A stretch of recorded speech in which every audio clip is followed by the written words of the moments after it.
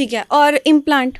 हाँ, उसके बाद जो नेक्स्ट आता है परमानेंट जो सोल्यूशन है, उसमें लेटेस्ट जो है वो इम्प्लांट है। ठीक है। उसमें जो आपकी हड्डी है ना, जहाँ पे मतलब मिसिंग है आपका दांत, तो उस हड्डी के अंदर हम एक स्क्रू लगाते हैं। ठीक है, टाइटेनियम का स्क्रू होता है। ऐसा नहीं कि मतलब एक कोई भी हम कोई भी उठा के लगा दें, ऐसा नहीं होता। उसमें प्रॉपरली वो उसकी मैन्युफैक्चरिंग इतनी अच्छे लेवल पे होती है, उसमें क्रॉस इन्फेक्शन कंट्रोल ना हो, बिल्कुल मतलब लाइक ऐसे स्टेराइल इन्वायरमेंट में होती है। और इवन कि हम जब इम्प्लांट कर रहे होते हैं ना, तो हम उसको वो कहीं गिरे ना, इतनी हम प्रिकॉशन करते हैं। हमने ग्लव्स के बगैर उसको टच नहीं करना, और निकालते ही डायरेक्ट हमारी कोशिश होती है कि फौरन से हम पेशेंट के मुंह के अंदर डालें। मतलब एक सेकंड भी डिले ना हो। एक सेकंड का भी डिले ना है, क्योंकि उसको हम वो स्टीराइल है, और उसको लाइक इन्फेक्शन या कोई इस तरह की बाहर वाली एयर भी कंटामिनेट ना कर दे। ठीक है। अब वो स्क्रू जो है वो टाइटेनियम से बना होता है।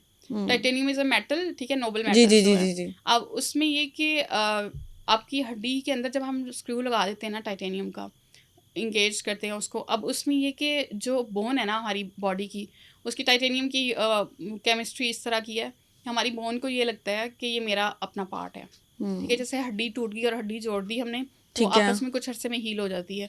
इसी तरह जब टाइटेनियम का स्क्रू जब हम लगाते हैं ना हड्डी के अंदर, तो हड्डी में ऑस्टियो इंटीग्रेशन होती है, उसको लगता है कि ये मेरा पार्ट है, तो वो जुड़ जाती है। ठीक है, उसके साथ मतलब एक नेचुरली एक बॉन्ड ऐसा बन जाता है कि वो जुड़ जाती है। तो बिल्कुल आपके जो नेचुरल टूथ है उसके नियरेस्ट जो है ना, अगर आपको रिप्लेसमेंट चाहिए तो वो इम्प्लांट है। अब इसका एक फ़ायदा जो है वो ये है कि इसमें हम आपके जो साइडों वाले दांतों को हमने ट्रिम किया था ब्रिज लगाने के लिए, हम आपके साइडों वाले दांतों को डैमेज नहीं करते, उसको टच नहीं करते हैं, तो सिर्फ उसी जगह पे इम्प्लांट लगाया और उसके ऊपर हमने क्राउन लगा दिया। तो सर इसके क्या खर्चे हैं और इसमें क्या मतलब होता है, बजट आता है? इसकी जो कॉस्टिंग है वो लाइक एक तो वेरी करता है, लाइक कंपनी टू कंपनी के, किस कंपनी का हम यूज़ कर रहे हैं, डिफरेंट कंट्रीज़ की जो कंपनीज़ हैं उसके अकॉर्डिंग उसकी कॉस्ट कितनी आती है इम्प्लांट की, और वो पेशेंट मोस्टली हम पेशेंट के बजट के अकॉर्डिंग वो डिसाइड करते हैं।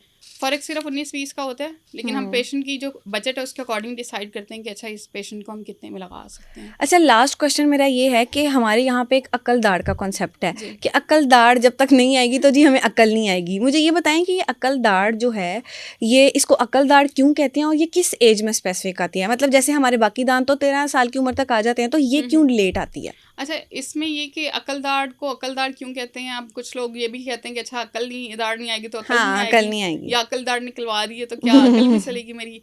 ऐसा नहीं है। इसमें ना अकल दाढ़ इसको इसलिए कहते हैं कि जब ना इसकी जो आने की एज है ना वो एडल्ट एज में आती है। लाइक 18 ईयर्स, जब आप टीनेज वगैरह गुजार चुके होते हैं तो उसके बाद ये दांत निकलता है आपके मुंह के अंदर, मोस्टली 18 ईयर्स के बाद निकलते हैं। इसलिए इसको अकल दाढ़ कहते हैं, विजडम टूथ इसलिए कहते हैं। ठीक है। अब इसमें एज वेरी करती है, कुछ लोगों में आती नहीं है। अच्छा, आती नहीं है, जेनेटिकली होती नहीं है कुछ लोगों में। अब कुछ में लाइक 25 ईयर्स में भी आ रही होगी, 30 ईयर्स में भी आ रही होगी, तो ये वेरी करता है। बाकी मोस्टली ये जो पुराना दौर है ना, मतलब लाइक वो जब लोग शिकार करके खाना खाते थे तो वो ये तब ज़्यादा फंक्शनल थी, यूज़ होती थी। ठीक है।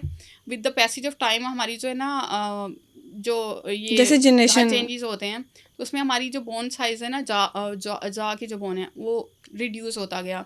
तो अब विजडम टूथ के लिए जगह नहीं होती है। मोस्टली टिल्टेड आपने देखा होगा, अक्सर लोगों को विजडम टूथ में पेन हो रहा है, वो टेढ़ा निकल रहा है। हाँ बिल्कुल, क्योंकि निकल नहीं रहा, क्योंकि स्पेस नहीं है पीछे, तो वो उसको मोस्टली 90% केसेस में निकलवाना पड़ता है, क्योंकि वो टिल्टेड होती है, टेढ़ी निकली होती है या इम्पैक्टेड होती है कि हड्डी के अंदर ही और निकलना की कोशिश करी है लेकिन जगह नहीं मिल रही, तो फिर पेन होता है। तो वो ज़्यादातर लोगों को निकलवानी पड़ती है। और अगर किसी में है भी तो वो फंक्शनल नहीं होती, क्योंकि मोस्टली जो दांतों की अलाइनमेंट होती है ना, दूसरे वाले दांतों के लेवल से वो नीचे होती है। ठीक है, मतलब उसका इतना रोल नहीं है हमारे दांतों में, काम नहीं करती, अब उसका इतना रोल नहीं है। ठीक है, डाइटरी मॉडिफिकेशन और सब चेंजेस हो आ गए हैं। ठीक है, बहुत शुक्रिया मैम, आपने हमें अपना टाइम दिया। दी तो